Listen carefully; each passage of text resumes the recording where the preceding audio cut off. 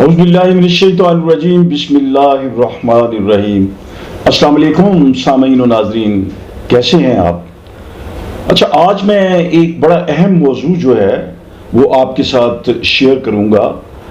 کہ ہم محفلوں میں، ہم گھروں میں، ہم دکانوں پہ، ہم دفاتر میں اور پبلک مقامات پر، کئی جگہوں پہ، پارکوں میں اور جگہوں پہ ہماری گفتگو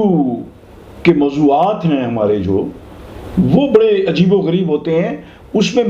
سمجھتا ہوں، جہاں تک میں نے مشاہدہ کیا ہے، ان جگہوں پر زیادہ تر گفتگو کا جو موضوع ہوتا ہے وہ دنیا داری کے معاملات ہوتے ہیں۔ اس میں یہی ہوتا ہے کہ یار وہ آپ کے کاروبار کا کیا بنا، اچھا وہ آپ گھر بنا رہے تھے، وہ گھر کا پھر وہ آرکیٹیکٹ ملا یا نہیں، اس کا نقشہ کیسا بنایا ہے، پھر ہمیں کبھی اپنا گھر دکھاؤ۔ پھر جب گھر میں بیٹھے ہوتے ہیں تو ہم یہ بات کر رہے ہوتے ہیں کہ یہ دیکھیں جی، یہ جو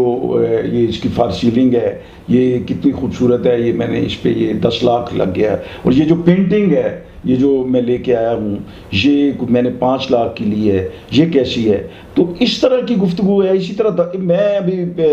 کچھ دن پہلے میں ایک سرکاری دفتر میں گیا کسی کام کے سلسلے میں، وہاں پہ 2 اہلکار آپس میں بحث کر رہے تھے۔ وہ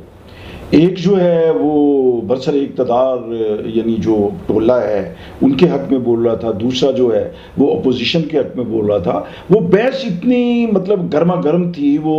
گفتگو اس انداز تک پہنچ گئی کہ وہ شاید آپس میں ایک دوسرے کے گریبانوں تک چلے جاتے۔ لیکن وہ پھر جب انہوں نے دیکھا، وہ ہماری موجودگی کو انہوں نے محسوس کیا، تو وہ تھوڑا سا وہ ادھر ادھر ہو گئے۔ تو میں کہنا یہ چاہتا ہوں کہ ہم گھروں میں، دفاتر میں یہ جو فضول قسم کی گفتگو کرتے ہیں، جو فضولیات جن کا کوئی تعلق نہیں ہے، یعنی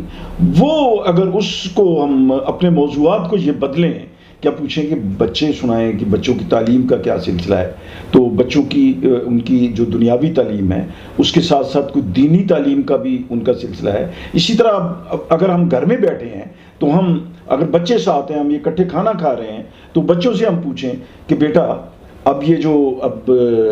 مغرب کی نماز ہم نے پڑھی ہے، شام کا کھانا کھا رہے ہیں، عشاء کی نماز ابھی باقی ہے، تو آپ نے کتنی نمازیں پڑھی ہیں؟ جو 4 نمازیں گئی ہیں اس میں کتنی آپ نے نمازیں چھوڑی ہیں؟ اگر ہمیں نماز کے بارے میں کوئی حدیث ہم سنا سکیں، اور قرآن پاک میں جو بار بار جو ہے وہ نماز قائم کرنے کا حکم دیا گیا ہے وہ بچوں کو ہم بتائیں کہ، اور اپنی گفتگو کو اس انداز میں ہم رکھیں کہ بیٹا آج آپ نے کون سا اچھا کام کیا ہے، آپ نے کیا، آپ کو جب آپ جا رہے تھے، مسجد جا رہے تھے یا آپ اپنے کسی کام سے بازار جا رہے تھے، آپ کو جو لوگوں نے کراس کیا تو کیا آپ نے اسلام میں پہل کی،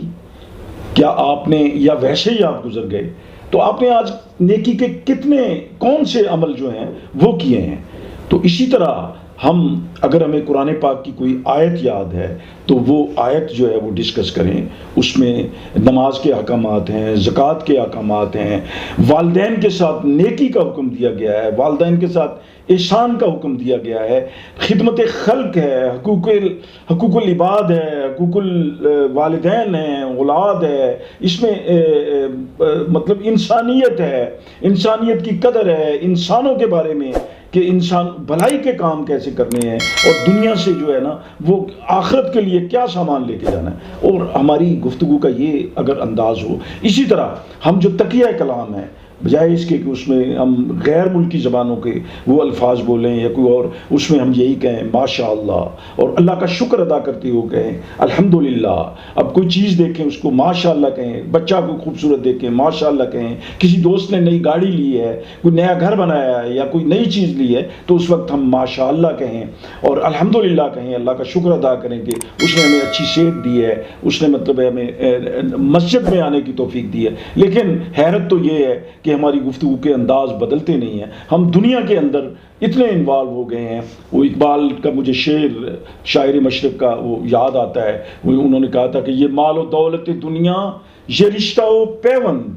یہ مال و دولت دنیا یہ رشتہ و پیوند، بتان وہم و گمان لا الہ الا اللہ۔ تو یہ وہم و گمان کے جو بت ہیں ان کو ہم اپنی گفتگو سے نکالیں، ان کو ہم اپنے ذہنوں سے نکالیں، ہم اپنے ملک کے لیے سوچیں، ہم اپنی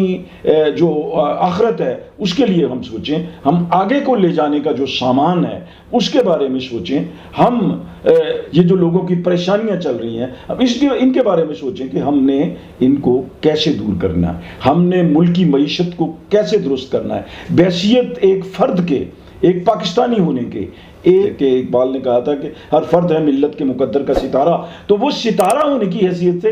میں نے اس ملک کی تعمیر کے لیے مجھے کیا رول پلے کرنا ہے کہ اس کی معیشت ٹھیک ہو جائے، اس کی جمہوریت ٹھیک ہو جائے، اس کی سیاست ٹھیک ہو جائے، یہاں سے گالی نکل جائے، سیاست سے تشدد نکل جائے، انتقامی کاروائیاں نکل جائیں، اور اس طرح سے جتنی بھی ہمارے معاشرے کے اندر، ہمارے دفاتر میں، ہمارے گھروں میں جو مطلب ایسی منفی جو چیزیں ہیں، جو منفی رویے ہیں جن کی وجہ سے ہم پریشان ہوتے ہیں، وہ نکل جائیں، تو انشاءاللہ العزیز ہماری یہ زندگی بھی بہتر ہو سکتی ہے، ہماری اگلی زندگی، اب جو آئندہ زندگی ہے، جب تک ہماری زندگی ہے وہ بھی بہتر ہو سکتی ہے۔ بس اللہ سے یہی مانگے، ربنا آتنا فی الدنیا حسنتم وفی الآخرۃ حسنتم وقنا عذاب النار۔ اپنے ارد گرد کا اور خاص طور پر اپنے پیارے وطن پاکستان کا بہت خیال رکھیے، اور پاکستان کو ہمیشہ اپنے حرف دعا میں رکھیے۔ اللہ نگہبان۔